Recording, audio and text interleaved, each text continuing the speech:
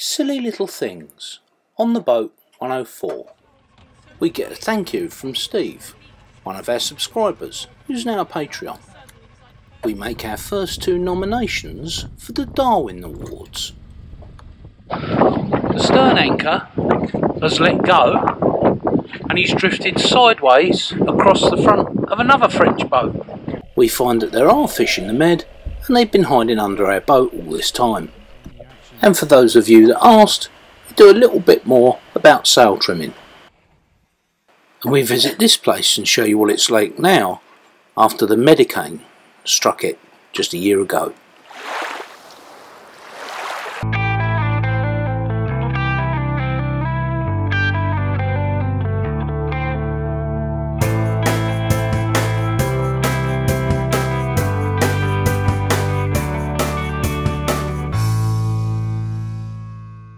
Just left Nidri, motoring again, no wind, 3 knots. There's a bit of wind later on. The island behind me is Scorpios, is it, Cindy? Apparently it used to belong to the Onassis family, and you all know who Jackie Onassis was.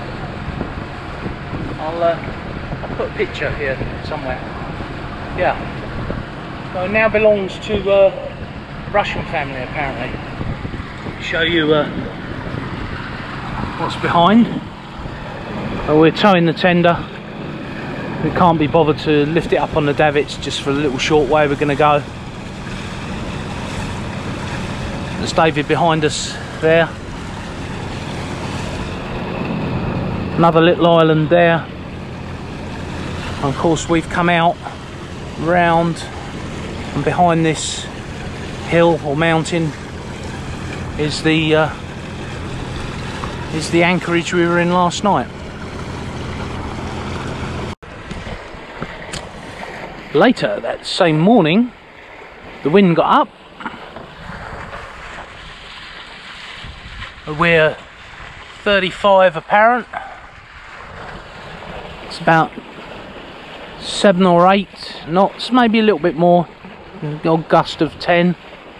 You see the wind on the water here. We're just entering another area of lift. Sails set fairly large curves in, but we're not at full point. You just see the front edge of the main is just starting to fold, so could probably go a little bit tighter and take some of the curve out. But we're cracking along at 5.5 knots. You can hear the dinghy in the background slapping because we're towing it today. That probably knocks off, I guess, half a knot. And now you can hear the winds come up. You see the different wind patterns on the surface of the sea. And we've got another little lift coming. I think the wind will come up a little bit more here. There's an acceleration zone between these 2 islands, and you can see everybody down there is sailing and everybody behind us isn't sailing.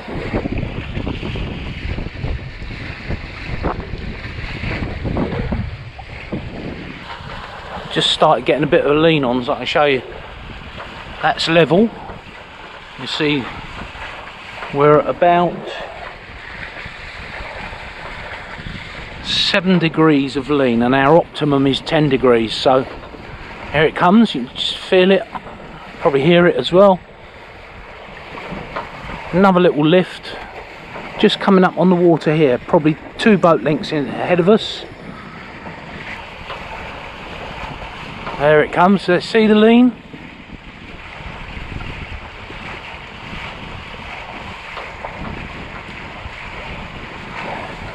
Now I could adjust the amount of twist in the sail here with our twin sheets, but I'm not going to. I don't know how long that lift is going to last. I'm probably going to flatten out the sail a little bit in a minute and see how it goes. Yeah, so all those that say you can't sail in the Med, it's either too strong or not enough or on the nose. We've had days like that, but we've had an awful lot of days where we've been able to motor sail or sail like we are now. The day before yesterday was one where we got a great lift between two islands. Again, we were on a beat, but not you know, not really close hauled. So this boat does point quite well. You know, we can point down to about 30 degrees apparent. After that we can keep pointing, but obviously it knocks the speed off. A few little wavelets there from a ferry, but we're holding our own. See, our telltales are all out at the back. I could do with our leech in slightly tighter and taking some of this curve out, but if you look, all the telltales are out. The top one is just flicking backwards. Now that's a good sign. That means you're getting a lot of power out of that sail. You just want that top telltale to flick back the other way. So this sail could do with being a bit tighter, but I'm not going to pull the halyard at the moment. These waves from the ferry that we've got coming in are making the boat pitch, so we want to be in a lower gear, slightly bigger curves. But yeah, cracking on. Maybe able to sail in and drop the anchor. I'm just going to have a look and see what this bay's like. So this is the first bay that we're looking at here. There's a slightly smaller one there and then another one around the corner, so we're just going to go in and have a look, see if we can get the anchor down, and maybe even get the paddleboard out, and I can demonstrate to you the art of falling off the paddleboard.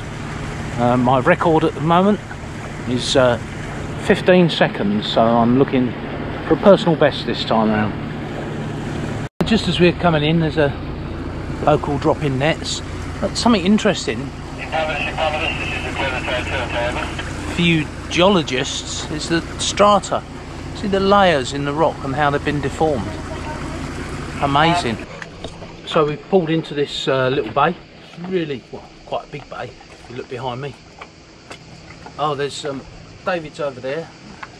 Cindy's in there swimming. I've just been in, got out. Oscar's got splashed. You get splashed? Oh, look at me paws now, he made me all wet. Oh, sorry mate. It was so hot that day, we just had to get off the boat and get in the water. It was reasonably clear, and of course all the fish that are in the Mediterranean were hiding underneath our boat, kind of in plain sight you might say. Further inshore, there were smaller fish, like these tiny wrasse. They look like cuckoo wrasse, but are a lot smaller. I don't know what they are. If you know what they are, tell us in the description.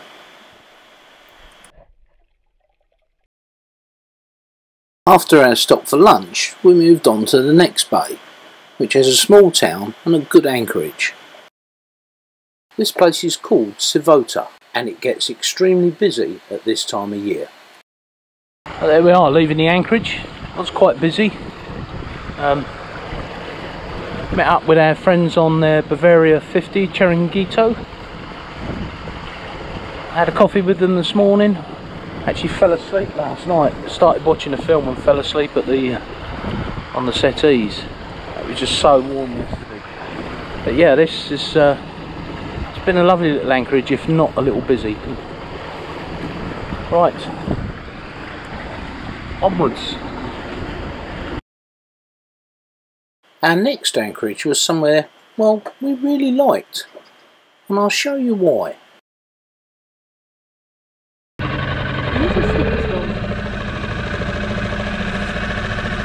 One or two?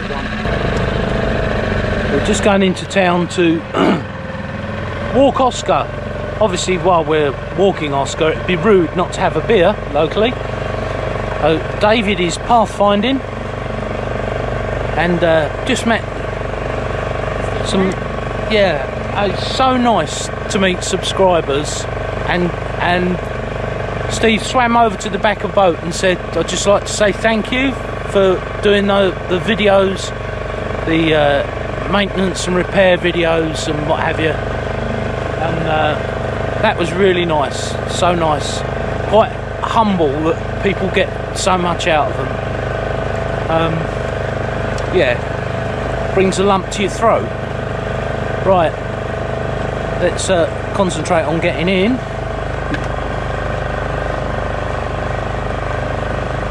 Without breaking something. Hey, Oscar.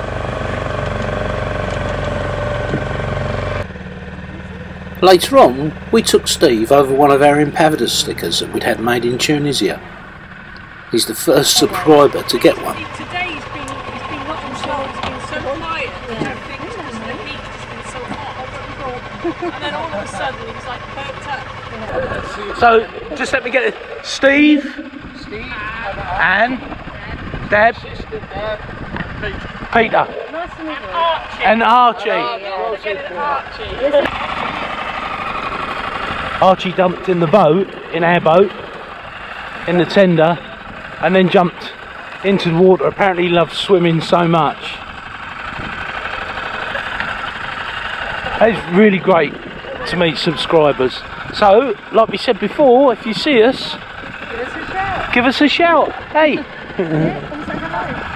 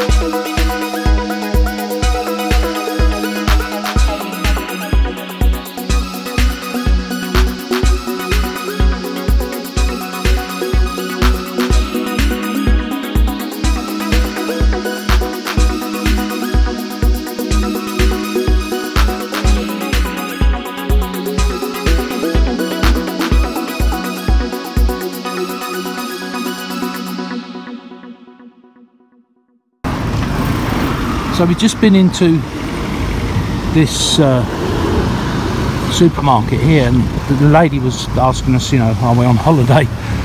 And she was telling us that when the Medicane struck here, well, the water was 2 foot deep.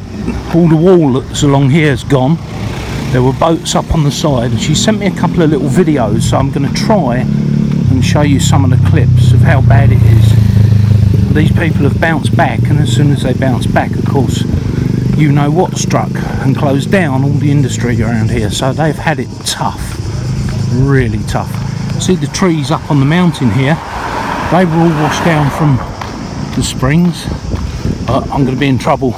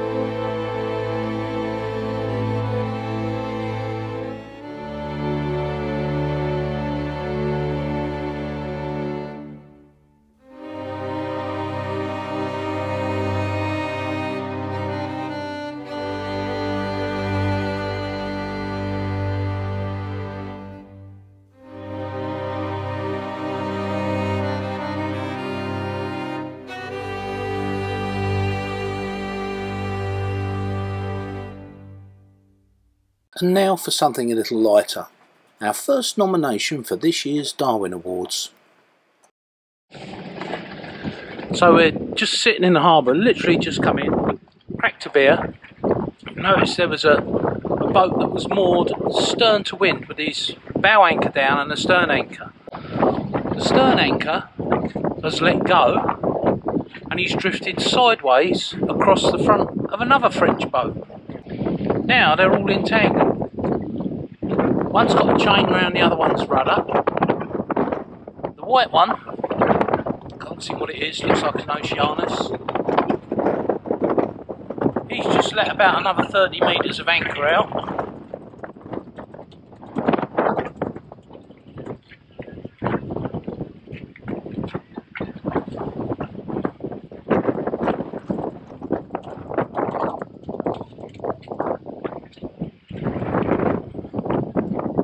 I would go and help, but my French isn't that good. And now both of them are drifting towards the harbour. I suppose I ought to go and do something.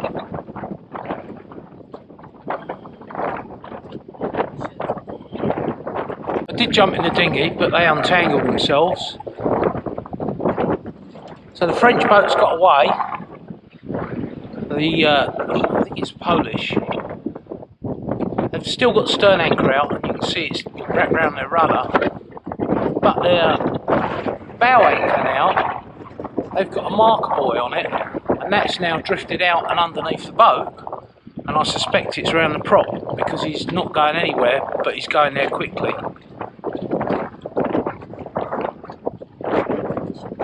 Why would anyone be so stupid as try and moor or anchor stern to the wind in 23 knots of wind?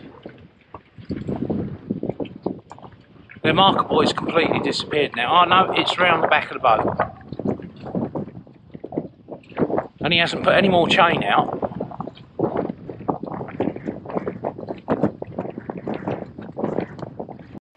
And of course, our second nomination. This powerboat has just dragged from right up there at the front of the anchorage down to here. The owners are coming back now. We put a call in to David, who's ashore, to run round the bars and shout out if anybody owned the boat. But the owner's returning now.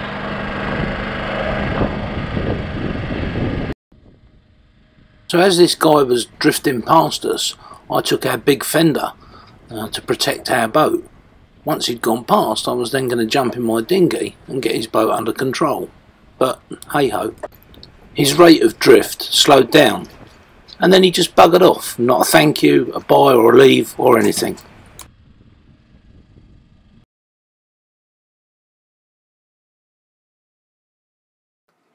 We really liked this place.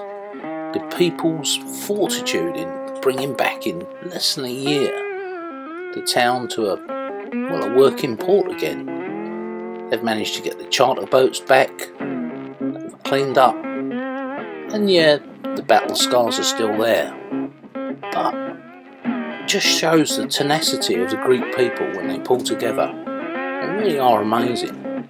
But not only have they cleared the place up from the devastation that hit them less than a year ago, they've started building again. Tenacious or what? You wouldn't know unless you looked really carefully that the town was devastated less than a year ago. We didn't get ripped off, everyone was friendly, and they actually wanted us there spending money. You've got to admire these people, and you've got to admire this place, one of our favourites so far in the Greek Isles. This town has shown people that you can really deal with big things in life, and sometimes it's the silly little things in life that make all the difference, all part of life's rich tapestry.